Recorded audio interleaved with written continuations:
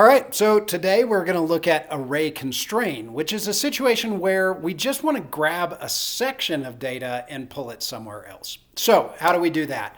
We're looking at this sheet one. We've got first name, last name, and then we've got an array formula that's actually joining the two with a comma. All right, so in this one, I'm going to demo how to do it on another sheet. So if we go to sheet two, we can come in, and in this situation, we want to use array constrain, right?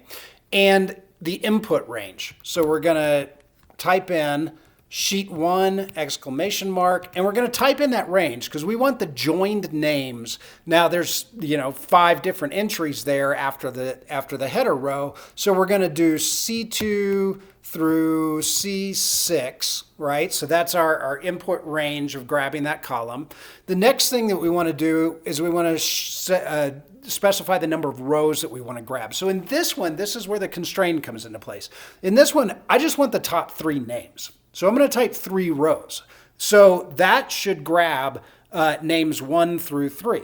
So in this case, I only want just that one column of the joined name. So we just type 1. So anytime that you're typing in, you're prompted for rows and columns, assume that you're kind of starting in an A1 position, right? First row, first column, and then you want to expand from there. So in this case, 3 rows down, one column.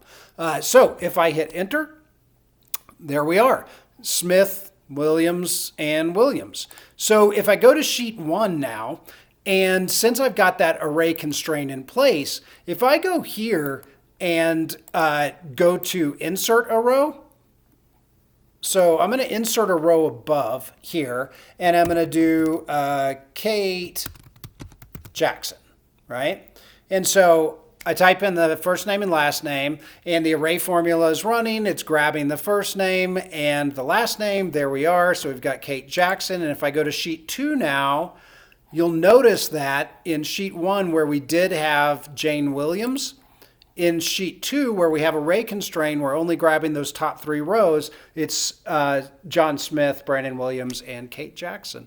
So hope that helps. All right.